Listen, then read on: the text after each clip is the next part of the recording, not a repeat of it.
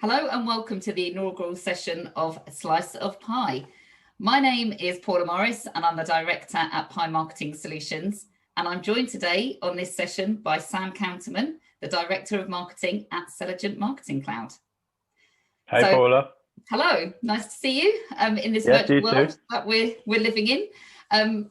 So as the run up to Christmas is upon us, I know, obviously, throughout the years that we've worked together, Sam, it's become a tradition of ours to compare kind of Christmas ads, kind of hot off the press when they're released. And we always kind of, have a catch up about the winners and losers, what we like and what we don't like. So kind of as a nod to that, I thought that the first video blog in the Slice of Pie series, it was only right to kind of honour that and to kind of spend the next kind of 10 to 15 minutes kind of doing what we normally do. But as part of the series, we can kind of talk about the impact of Christmas ads, why brands are doing them, some of the winners and losers of this year. So that is the format of today. So brilliant.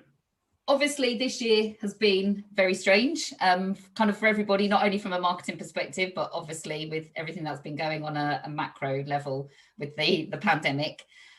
So it would be kind of good to get your kind of thoughts initially around kind of the run up to the Christmas campaigns, some of the challenges that the brands faced. Obviously, they've gone into it with a slightly different approach this year of that balance between providing joy, but also reflecting the mood of the nation. So, yeah, it would be good to kind of get your thoughts from a marketing perspective, particularly now in the virtual world that we're living in. Digital is prevalent, kind of, the approach and the things that some of the brands have had to consider as they've gone into the campaigns this year. Yeah. Well, first of all, thanks for, making me your first podcast on the video series. So, it's, as you mentioned, we've been sort of working together across different businesses and brands for the best part of the decade, I'd say. So, and we've always had this healthy debate, around the sort of Christmas time and, the campaigns as such. And, even to the point where we'll text each other saying, have you seen this ad yet? Have you seen that sort of thing? So, I think it's always good for marketers to discuss this stuff, in general and, sort of keep your finger on the pulse and all that stuff. And yeah, you're 100% right to say that it's been very different this year. And, almost every brand, in the UK in some way, shape or form has been affected by it, especially in the sort of marketing department. When it comes to budgets, naturally in these sorts of things, there's always going to be winners and losers based on the sector that you're in. But I think it's also important for that, obviously there's always going to be a hit on the financial side of things, especially when it comes to the budget. So this year alone has really sort of challenged us as marketers, how do we react to, a macro situation as unplanned as this has been for us, and it's a challenge in itself. And I think with that being said, because this started so early on in the year, as the year progressed, and it almost, I hate to say it, became a bit more of a normal sort of way of working, kind of reacting to a situation in sort of uncharted territory. Big brands, small brand, medium-sized business brands have been able to pivot in the right way. And sort of, to get the balance sheet, in the right way as well. And also, be able to plan for the Christmas campaign is what we're sort of talking about now. And, of course, big brands, medium-sized brands, small brands, they all want to sort of, make their statement around Christmas time. And I think it all comes down to the strategy of the brand. It's quite normal for, big brands, like John Lewis, Waitrose, Tesco's, all those guys to have a themed sort of campaign. And that in itself actually prompts the notion of dark social, because naturally everyone starts talking about, have you seen this ad and all that stuff, so to speak. So, and the big brands, they've got that, that authority to do that in a way, because they are, well established within the industry, and it's quite normal for it to do that. Whereas if you think of somebody like sort of even like Lidl or Audi, who are, they're established now, but 2 or 3 years ago they were really sort of coming into the market and competing against the huge retailers like Tesco's and John Lewis and all the others basically. So they've been really fighting for a piece of the pie. play on words there, apologies.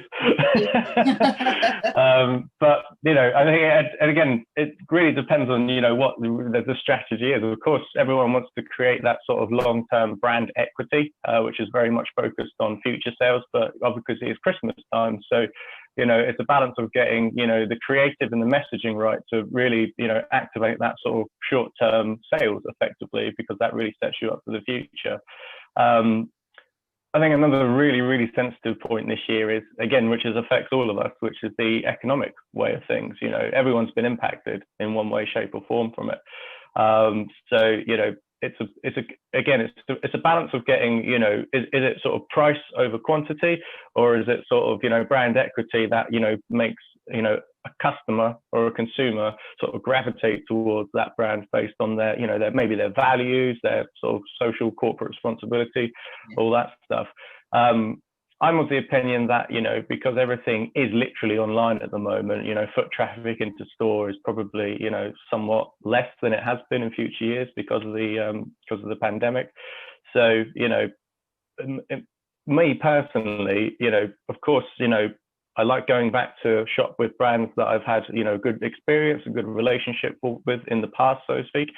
Whether a Christmas ad that I see sort of triggers me to go in and actively buy with that brand, probably not, in all honesty. I'm personally and just in that way of supply and demand, and price and quality, to be honest with you. But that being said, that whole brand equity, building up that relationship with the customer, good experience, of course, naturally I'm going to return to brands that I bought from with the past. But having said that, if there's a new brand that comes into the mix that can offer me the same product at the same level of service but cheaper, of course I'm going to go there to buy it, so to speak. And I think that's the challenge that big brands have faced this year, particularly as you were saying, the footfall into bricks and mortar stores has dropped, fallen through the floor. But and I think there's a piece of research as well that was done saying more than 50% of people are doing all or most of their shopping online. So it's that fine balance for those brands of, Christmas is synonymous with some of those big brands. Everyone looks forward to those certain ads and it causes a stir on dark social. But it's that fine balance of the marketing budget, the mood of the nation, their revenue. Obviously, the impact the pandemic has had kind of economically in terms of, these companies' headcount and the knock-on impact of that, the balance of that getting it right, coupled with the fact of, I think there was a projection of a 10% cut in the Christmas advertising spend this year for some of those big brands. It's been a challenge of how do they lift the spirits and provide that Christmas cheer, but also be reflective of the mood of the nation, and also everything that's going on from a macro perspective. So I think it has been a challenge. I think some of the knock-on impacts of that have been the style of the ads we've seen this year. And I know this is something we've spoken about. Obviously, they haven't been able to have those big productions, those big ticket items. So kind of any commentary from your perspective of then the style of ads that you've seen this year and the way that it's been delivered, any thoughts from your side of that? Yeah. Well, yeah, like you said, the sort of, the financial constraints from, budgets and marketing have definitely been impacted. So even to the point of actually, the production side of an ad, it's, we've seen a lot of sort of, animation style ads this year. If you look at McDonald's and, Audi, all of them, they've all done that sort of production animation style type of ad sort of thing, and that might totally make sense because it's we don't have that luxury of being able to be on set and filming a really big glossy ad with people like we've been expecting. So I think that reflects the nature of the macro and simply just in the production side of producing the ad. That being said, the ad is just one medium, which obviously comes into our, television screens every evening at sort of prime time. And, I can imagine that even, sort of jostling for position to get the best prime time slot for your actual commercial is somewhat of a challenge in itself. So the two factors are for any brand of any size is, the production cost, and then the inventory cost as well as to how and when you do it. I think the smart brands, from what I've seen, that go outside, so they stick to that campaign and that theme, obviously, but they've done a sort of multi-channel sort of approach to it. And this is really where I think you can use big mediums like TV to sort of position maybe your sort of corporate social responsibility to bring in that Christmas cheer, really set the tone. But, you know, the smart brands will connect the dots with their existing customers and even their prospecting customers to really start to, you know, deliver value when it matters most. And I think that's the difference between the sort of rational message and emotional priming. And like I say, TV is that emotional priming medium for me, you know, just to sort of set the tone. Whereas the rational messaging would then be, you know, maybe exclusive offers, you know, but again, based on price point and quantity, like supply and demand. I think generally as consumers, we're sort of quite fickle, and we kind of work off these sort of, you know, cognitive biases, you know, social proof, you know, scarcity biasm, you know, limited stock and all that stuff, so to speak. So I think the brands that have really got the winning formula right are the ones that have done good emotional priming for a sort of campaign and creative, and then sort of multi-channeled it, you know, to do that whole cross-sell, upsell, but be sensitive on price and supply and demand, basically. So. And you mentioned corporate social responsibility, and obviously more and more, particularly this year, the brands are bringing in kind of, you know, those charitable partner networks that they're working with. You know, at the end of a lot of the ads, it has, you know, some partners that we're working with. But this is a debate we have every year of what would happen if a company didn't have a Christmas campaign. You know, is there an angle to look at this, and again, a topic we've spoken about a few times, of a 2-year view instead of it being a tactical annual campaign? Could they look at this a little bit more holistically, of, you know, maybe invest that money that they would spend in their Christmas campaign into a CSR program, and then the following year look at the impact that has had? So yes, maybe it's that short-term win now, obviously with everything going on. But yeah, that's something I think that, you know, we do speak about every year. What would happen if a company didn't do it? Could they play the longer-term game? Yeah. And, you know, take a more holistic view to it, and, you know, maybe look at it from a longer-term view. So yeah, it keeps definitely thoughts of that, because I know that we talk about this every year. So yeah, it'd be interesting to see if you'd expect, you know, like the big ones to maybe not do one. It's you know, only time will tell. It's kind of a bit like sort of water and air, really. You only notice by its absence, not its presence, you know, in some way, shape or form. So you know, I often, of course, every year I look forward to seeing what brands are doing, you know, in terms of their creative and the messaging, and usually there's, you know, sort of January, February time, you know, marketing week will put out, you know, some sort of numbers, but, you know, based on revenues, you know, that, you know, businesses have, you know, either won or lost in some respects, you know, and often they, you know, they tie that back to, you know, the whole Christmas ad, you know, was it a success and all that stuff, basically. So, you know, to your point, you know, would they, you know, maybe make their number or their target if they didn't do, you know, this big sort of campaign and all that stuff? I think, you know, time will tell. Yeah, exactly. And maybe this year was the year that, you know, everyone needed that Christmas cheer and Christmas spirit, just to, you know, bring the festivity spirit, you know, to everybody. And I think, referencing a Christmas ad with the pandemic was not the right angle. I think, again, there was some research done saying, you know, at least 33% of the respondents of this piece of research saying that they didn't think that the Christmas ad should play on the pandemic.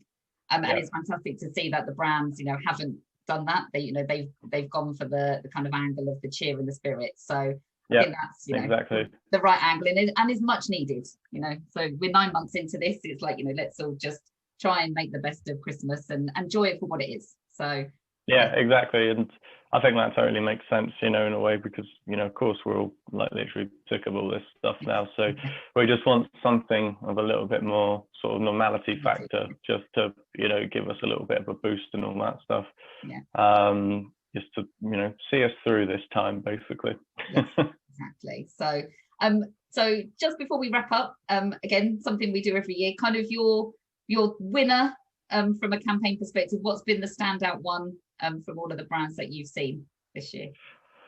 Oh, there's some really good ones this year. I'd say from an emotional standpoint, maybe if I do it like that, I really like how McDonald's have done their ad this year, you know, with that sort of inner child. You know, we all have it in us, you know, regardless of age. You know, I think they've done a very good storyline there to build that up. And again, you know, would that make me sort of pull over and buy a McDonald's? You know, I'm not sure, so to speak, but I certainly remember it. So, you know, it's probably a mission accomplished from that side. I also really like what actually Coca-Cola did outside of the normal expected, you know, holidays are coming sort of Coca-Cola truck. You know, they did the story or the letter, whatever it was called, with the child and the father going to the Arctic and all that stuff. Very, very clever. Again, sort of, you know, building that emotional connection to the brand. And simplistic nature. You know, there is the simple like Christmas story of, you know, playing on that emotional side. So yeah. I think Tesco's did a very clever one with like nobody's on the naughty list, which again is, you know, it's tied to the macro for sure, but it's not in a way. So it's a positive, you know, angle, isn't it? Like it's a positive angle. You know, we've all had a really, really tough year, clearly, and you know, regardless of sort of social, economic status, sort of thing. So I think that was quite clever from them. And that campaign brings a little bit of humour as well. That one makes me smile. I think you know, it's very clever the way they've done that. Exactly.